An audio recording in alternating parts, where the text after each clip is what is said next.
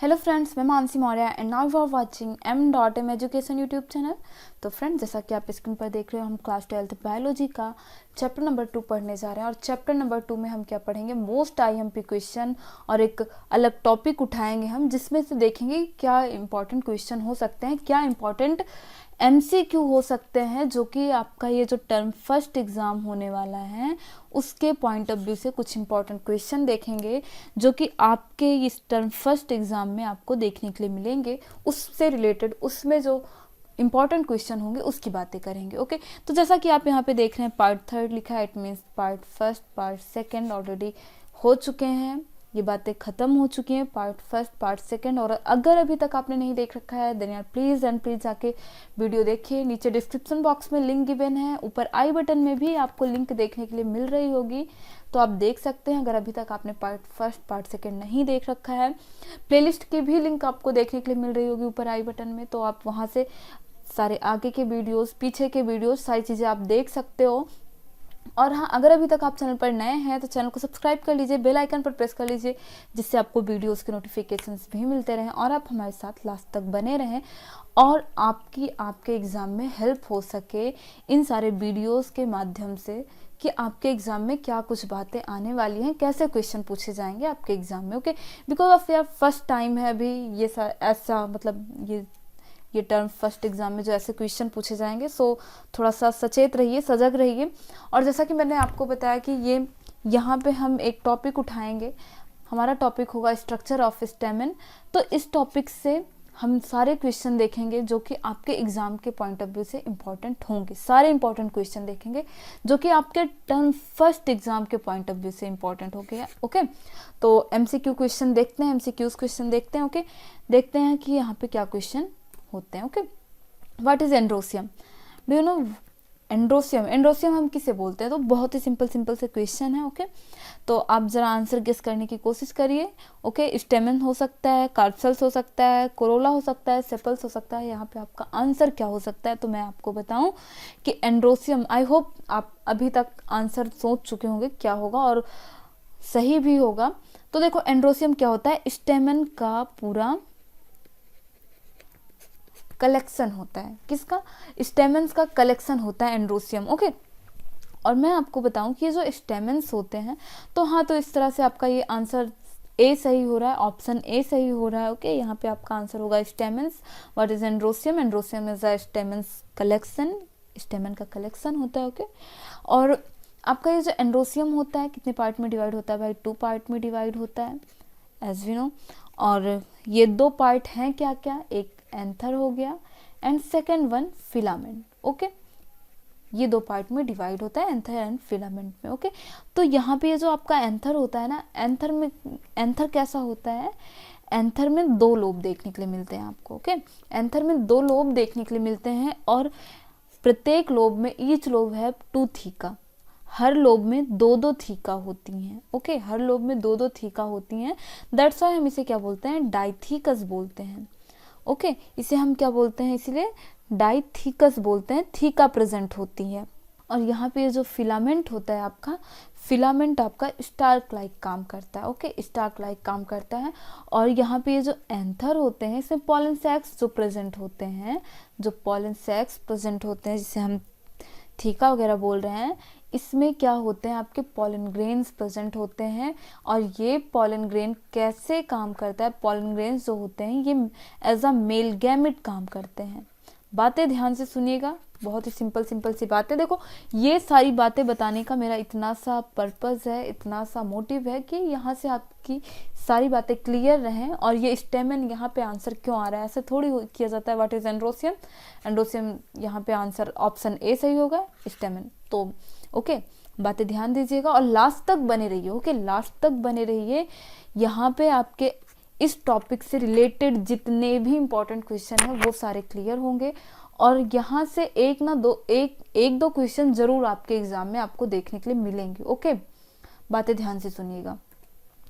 और यहाँ पे stamens are the male reproductive structure, तो यहाँ पे ये बातें एकदम से सत्य हैं, क्योंकि देखो मैंने आपको यहाँ पे क्या बताया कि स्टेमेंस में भाई क्या होते हैं? पॉलन ग्रेन्स प्रेजेंट होते हैं। ओके, पॉलन ग्रेन्स प्रेजेंट होते हैं, और पॉलन ग्रेन्स क्या होता है? एज अ मेल गैमेट काम करता है।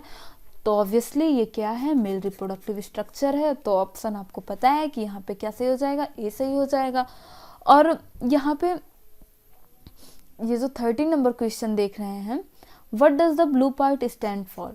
अच्छा, यहाँ पे आपने एक चीज़ नोटिस की, मैंने 11 से स्टार्ट किया है क्वेश्चन, यहाँ पे आपको 11 से देखने के लिए मिल रहे होंगे।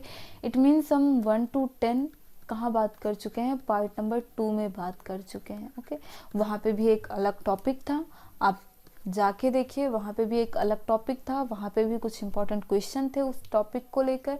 और पार्ट फर्स्ट में हमने बात की थी पूरे चैप्टर से कितने मोस्ट आईएमपी क्वेश्चन होते हैं। ओके, तो चैनल को सब्सक्राइब कर लो, जिससे आपको सारी चीज़ें मिलती रहें टाइम टू टाइम।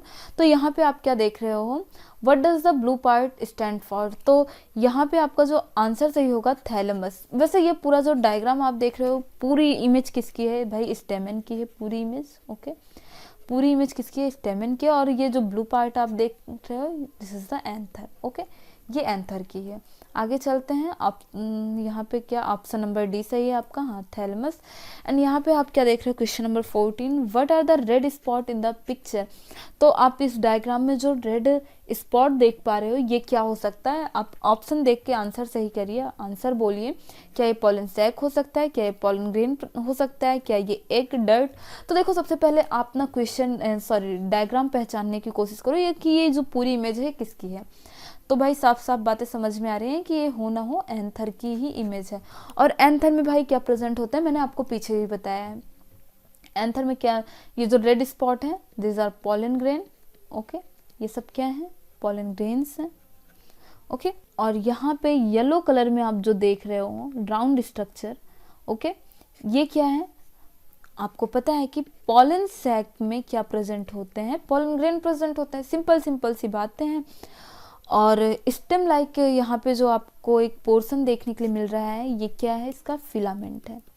सारी बातें क्लियर होती हैं यहाँ पे, हाँ जी बिल्कुल क्लियर होनी चाहिए। ओके, तो यहाँ पे आपसे क्या पूछा गया था, रेड स्पॉट क्या है, आपको अच्छे तरीके से पता है कि ये सब पॉलन ग्रेन्स हैं। ओके, बातें समझ में इतना क्लियर होता है। तो ऑप्शन नंबर यहाँ पे क्या आपका सही होता है, बी सही होता है। ऑप्शन कौन सा सही होता है भाई, बी, पॉलन ग्रेन्स। ओके, आगे चले, हाँ जी बिल्कुल। इन द मालवेसी एंथरार, जो आपकी मालवेसी फैमिली है उसमें एंथर कैसे होते हैं। तो क्या डाइथिकस होते हैं, क्या ट्राइथिकस होते हैं, क्या पॉलीथिकस, क्या मोनोथिकस। तो बताइए मालवेसी में आपके एंथर कैसे हो सकते हैं। तो हाँ जी बिल्कुल, मालवेसी में मोनोथिकस एंथर होते हैं।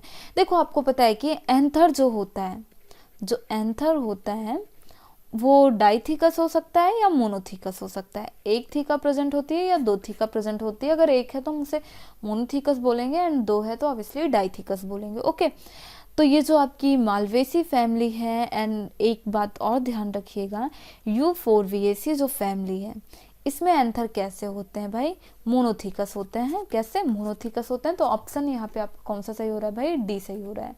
ओके, आगे चलें। तो यहाँ पे 16 नंबर आप जो क्वेश्चन देख रहे हो, the lobes of the anther are attached together by the sterile, यहाँ पे डेड डेस है, स्टेराइल टिश्यू। तो यहाँ पे क्या स्पॉन्जी होगा, पेरेन्काइमेटस होगा, स्क्लेरन काइमा, पेडिसेल। तो यहाँ पे तो एकदम सिंपल सी ट्रांसपेरेंट चीज़ें हैं। ऑप्शन नंबर बी सही होगा, पेरेन्काइमेटस होगा। ओके, आगे चलें। Question number 17, option B. Okay, what does a connective process. Okay, तो यहाँ पे आपका आंसर क्या सही हो सकता है। ओके, वेस्कुलर स्ट्रेंथ सही होगा। यहाँ पे देखो, यहाँ पे connective also known as sterile parenchyma tissue. Okay, इसे हम और किस नाम से जानते हैं, sterile parenchyma tissue. Sterile parenchyma tissue process a vascular strand. Okay, क्या प्रोसेस करता है, वेस्कुलर स्ट्रैंड। यहाँ पे ऑप्शन आपका क्या सही होगा, ए। ओके, आगे चले, ऑप्शन ए सही है। आगे चले, how do the pollen grain break open from the pollen sacs. तो पॉलन ग्रेन्स जो होती हैं पॉलन सैक्स से कैसे बाहर आती हैं। ओके, तो यहाँ पे एक लाइन ऑफ डेहिसेंस होती है। ओके, क्या आंसर सही है, आपको क्या लगता है, यही आंसर होना चाहिए ना। हाँ जी बिल्कुल, बी आंसर होगा। ये जो लाइन ऑफ डेहिसेंस होती है, ये रप्चर होती है, फटती है पॉलन सैक की, और जो पॉलन ग्रेन्स होते हैं ये बाहर आ जाते हैं। ओके, पॉलन ग्रेन बाहर आ गया। पॉलन ग्रेन जब बाहर आता है तो किसी भी इन्वायरमेंटल फैक्टर के कांटेक्ट में आके, like that wind, water, insect, okay, इन सब के कांटेक्ट में आकर ये पॉलन ग्रेन जो होता है ये स्टिग्मा तक का सफर, मतलब स्टिग्मा तक पहुंच जाता है, by the wind, by the water, by the insect. तो यहाँ पे आपका आंसर क्या सही होगा भाई? लाइन ऑफ डेहिसेंस, जो कि ऑप्शन है आपका B. How do the pollen grain break open from the pollen sac? Line of dehiscence के कारण। Okay, option B. आगे चलते हैं। There are 4 pollen sacs in monothecous anther. क्या ये बातें सही हैं? मोनोथीकस एंथर में एकदम सिंपल सी बातें हैं। क्या मोनोथीकस में 4 पॉलन सैक्स प्रेजेंट होते हैं? जरा बताइए आप, क्या मोनोथीकस में 4 पॉलन सैक्स प्रेजेंट होते हैं? मोनोथीकस एंथर की बात कही जा रही है, एकदम सिंपल सी बातें। भाई फाल्स होगा। क्यों? मैंने आपको पहले भी बताया था कि मोनोथीकस एंथर में 2 पॉलन सैक प्रेजेंट होते हैं एंड डाइथीकस एंथर में 4 पॉलन सैक, तो ऑब्वियसली यहाँ पे फाल्स होगा, बी। आगे चलते हैं। What are pollen sacs called? Pollen sac को हम क्या बोलते हैं? पॉलन सैक को हम क्या बोलते हैं? क्या हम पॉलन सैक्स को पॉलन सैक्स ही बोलते हैं, माइक्रोस्पोर बोलते हैं, या माइक्रोस्पोरेंजिया बोलते हैं, या ओव्यूल्स बोलते हैं? इसमें कौन सा ऑप्शन सही होगा आप बताइए।